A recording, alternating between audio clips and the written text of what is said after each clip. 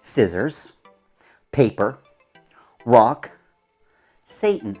Chris, do me a favor here. Take the cards. Give them a shuffle. Give them a mix-up. Give them a mix-up. Shuffle deck.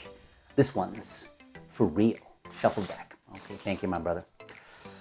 Take them back here. I want you. Snap your fingers whenever you feel like you're going to let you peek at a card for me. Boom. Do you see it? Give me a second. Yep. Okay, great. Now you shuffle the deck, so I think you'd agree. You could have peeked at any card in the pack. I'm going to give you the cards. You're thinking of a card. I want you to take out the cards you have in mind, plus the 3 other mates or matches. So if you're thinking of a 2, you take out all the 2s. If you're thinking of a jack, you take out all the jacks. I don't know if that's a complete pack. I'm keeping my fingers. Okay, let's see what we got here. Okay, here we go. You can keep the deck. Here we go. 4D, as in 4 cards from a deck. The D is there. Now I'm gonna look at them. I'm gonna turn them over. Okay. So you got the 10s here. I'm gonna try to get the one card you're thinking of to turn over, to reveal itself. Now, I've got some skills as a sleight of hand magician, so I could cheat. I could literally turn over the cards manually. I could, but instead I'm gonna leave all the cards facing the same way and see if just with a shake, tell me right now, for the very first time, which 10 were you thinking of? Just like that, I'm hoping with any luck, the 10 of diamonds has turned over. Now you might be thinking, what would happen if you were thinking of one of the other 10s? Okay. Well, then I would just give the cards a shake. And just like that, and have, instead of I'd have the 10 of diamonds turned down, and hopefully, in this case, the 10 of hearts turn over. Now that's, of course, 50-50. What about the black 10s? Well, again, I just give this shake, like this, and hopefully I would be able to get, one of the black 10s to turn over. Last black, just a shake. In fact, do me a favor, Chris. Here, you take the cards in your own hand. You reach out, hold them tight, give them a shake. I'm hoping in Chris's own hands, the last 10 turned over. Motivation. Why are you showing people a trick? Why are you? You. You know, it's very important that as you explore this, and if you're a bit serious about this, to try to figure out, why are you doing this? What's your motivation? Well, I want to entertain people. Fair enough. But why do you want to entertain people? What's it for you? So level 1 motivation is, why does the performer do what he or she does? Level 2 is, why this trick? Why not that trick? What's the motivation for this trick? And then there's what magicians usually call the motivation within the trick. So not so much the meta, but on the micro level, what is happening in the trick and why is it happening? Now, yes, you could say, well, it's going to be a mystery and a puzzle and it's going to make people wonder. And I don't knock that for a second. Nor do I knock people who say I just want to entertain people. Magic, to me, my opinion, is a valid form of pop culture entertainment, no question. For me, it's an excuse, as I mentioned. It's an excuse. The tricks are the misdirection. I'm actually sort of a magician, but I'm more interested about connecting with people, getting them to express themselves, and I share myself and stuff, so the trick is an excuse for me. So here, this is Vernon's Twisting the Aces, okay? I don't know if it was originally in Stars of Magic, but it was in Stars of Magic at one point, a wonderful book. Di Vernon, V-E-R-N-O-N. If you're serious about sleight of hand in any way, you've got to learn about this guy. So Twisting the Aces, I learned this many years ago.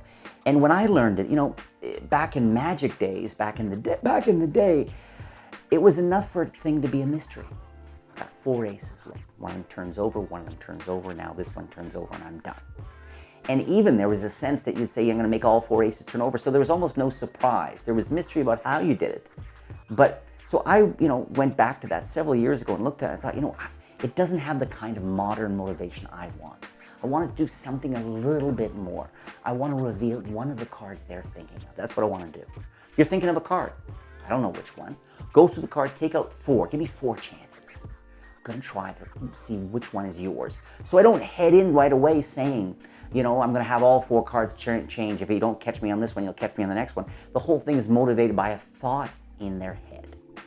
And for me, I found, years ago I used to do the more standard version, and it got a great reaction. A fine reaction, nice sort of watch me trick. But I find this kind of thing, when it's based on something they're thinking of really takes it up to the level, and the fact that I'm only starting by emphasizing that one of them will turn over.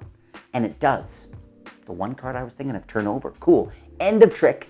Then next trick, or the addition is, well, you might be thinking, what happens if I was thinking of one of the other ones? Well, I'd have that one turn over, and that one, and that one. So it builds.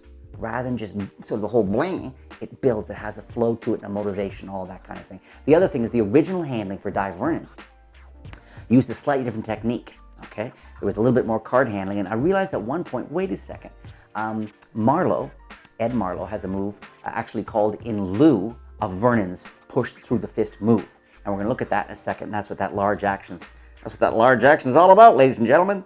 And I realized that usually that move is used to cause a card to visually change. But it occurred to me, I could use it as a secret switch to revolve the packet when I needed it revolved. Sure, I could, pay an anemic elephant to come on into the scene and sort of grab the cards and turn them over with like molasses out of one eye. But I don't like to share the stage with kids or animals, and you know why, okay? Let's take a look at the details of this here strong card trick. Shuffle deck. Step one, I need to know what cards they're thinking of. Lots of ways to do this. Here, I just use a very standard peek, okay? And just to make sure this video can stand alone, it can stand alone. You riffle through, they call stop, and when they call stop, I make sure they can see the corner of the card, and then I keep a little break with my pinky. Now, there's lots of different techniques you can use at this point to get a glimpse. I'm going to get a glimpse of the card. One way is just to cut it to the bottom because of the break. And now when I turn the cards up and say, remember, you could have stopped at any of these cards, I can look directly at the bottom card. Okay, that's one way I can do it. Then just say, in fact, then I just give the cards a pack, give the pack a cut, hand it to them, and have them remove the 4 of a kind. But in this case, what I did is I riffle, they call stop, I keep a break with the pinky.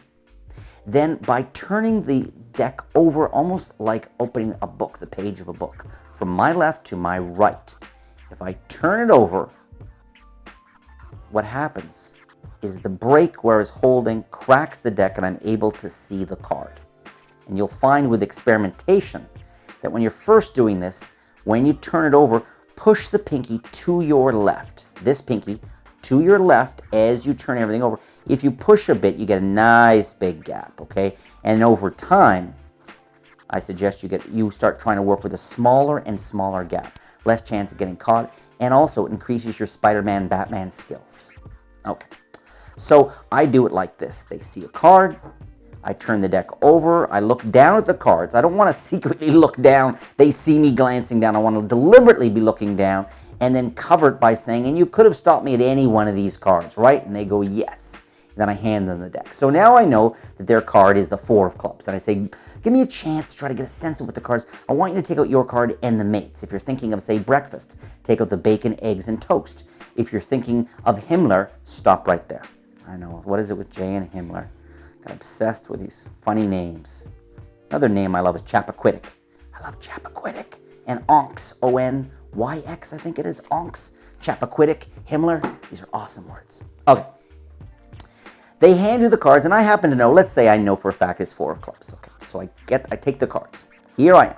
Boom. And I'm looking at the cards, and I move them around right in front of them. I go, I'm not sure which one's your card. I don't know. And I move it into the second from the bottom position. So that's the card they're thinking of. Then I turn the cards over, and if I want to make it look like I'm not trying to control the cards too much, and I'm still musing, working through the psychic waves, and that came along with my recent new Visa card. If I'm working through, then I'm going to do this little shuffle. If you pull the top and bottom card to the left and drop it. Top and bottom card to the left, drop these 2. Top and bottom card to the left, drop these 2. If you do it 3 times, it leaves you in the same position. Okay, so anytime you got a pack a trick, just kind of go 1, 2, and 3, and it's the same position. Okay, so I'm here. Again, card is second from the top. Now, the easiest triple lift you'll ever do. Triple lifts are generally not much fun. It feels like you're turning over a refrigerator door. But all I'm going to do is squeeze, just squeeze a little bit with the fingers, the left fingertips. If I squeeze a little bit, that leaves all the 3 top cards ready for me to just come over, squeeze, and turn. Now definitely, here's a tip for you. You don't want to hold the cards here with the front edge facing the audience overly clearly if they're really close, because they might notice the card should go on a diet, okay? So what you do is you kind of angle it to the floor, bury it to the ground, and there's much less chance of getting caught on that triple, okay? Because they don't see the front edge and you just turn it over. So I turn over the top, and what's my motivation here? What's my motivation? You know what I'm going to try to do?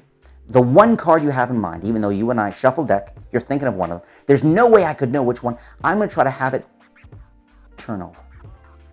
Now, don't minimize this, or you're minimizing everything you're doing for the audience. You're going to try to find the one card you're thinking of. You're going to have it turn over, face up.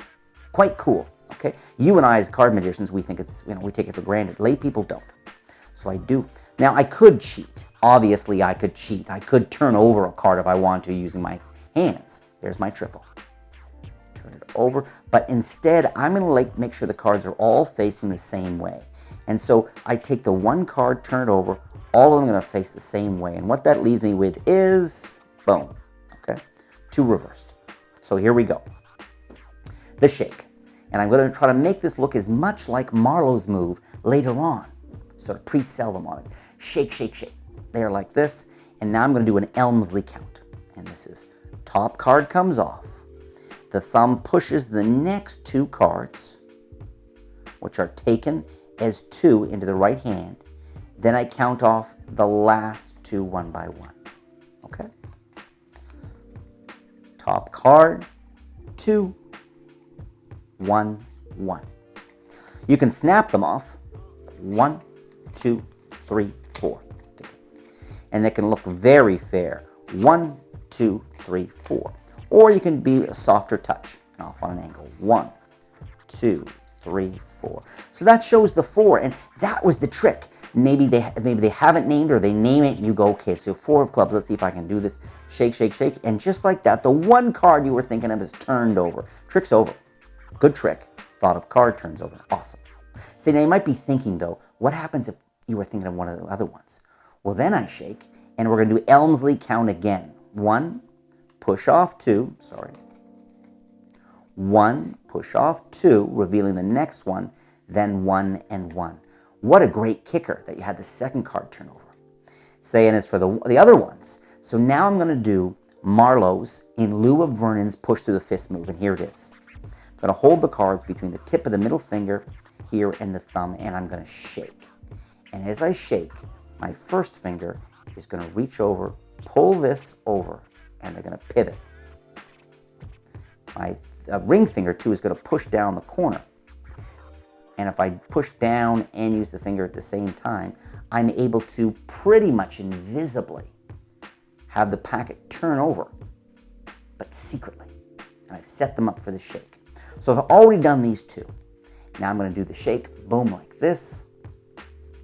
I'm going to do Jordan counts now. I'm not doing Elmsley. And Jordan is 1 card, 1 card, 2 cards on top, and the final, okay? So I'm in this position. I'm in this position, sorry, after my first 2. My first 2 are here. I've had them reversed. I've shown them both. This was my first one, number 1. This was my second one, number 2. And at the end of that, I'm left with the cards interlaced, right? Face up, face down, face up, face down. Then I do the Marlowe, the Ed Marlowe twirl. I call it the twirl change. That's because I'm an idiot. So after the turnover, I'm going to do a single, come over, and everything comes together for just a beat, and the thumb and finger push off all 3 off the top, taking the one at the end last, okay? So there. And then I'm going to do, for this last one, is I'll have people hold their hand, put this on top, say, careful now, and I say, now I want you to shake, and they shake the cards, okay? And then I take them from them, and I do, again, one more Jordan, showing single, showing that last 4, and then take this last one. To clean up, all I have to do is turn over the top 2 cards as a double, and everything can be said. A lot of my fans very kindly contact me with passenger pigeon and braille notes. They contact me via email, as they are wont to do. And one of the questions they ask is, where do I break in new tricks? You know, because maybe your friends at school are not always that sympathetic, and maybe your brother or your sister at home has seen way too much of it. So where do you break in new tricks? And it's very important to find a place to do that. And I'll tell you, I'm lucky because I have professional gigs. And you know what? When I'm working on a new trick, you know where I go? I go to a walk around gig, and I go to the back corner, and I look for some sweet old couple, and I spend 15 minutes showing them all my new crap. That's what I do. And they sit there and they go, "That's nice, dear. Oh, that's lovely. And that's really good." And I get to work out the kinks. And I get to work past any jitter about a palm or a steal or a presentation line.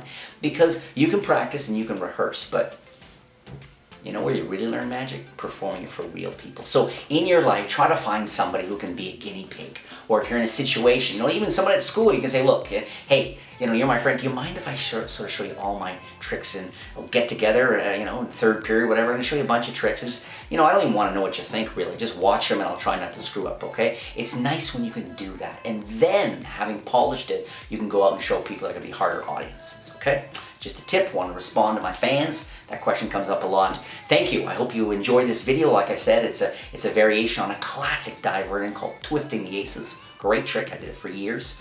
I find this works a lot better for me. Try it out. As always, try it out. See how it feels for you. I'll leave you with that. Subscribe to the channel every week. Usually 2 videos. Real mixture. Borrowed items. I do stuff with cards and coins and dollar bills. Sometimes princess crowns. I've been known to do something with like a deer hoof that's been painted red. I do a bunch of things. So come on now. Subscribe to the channel.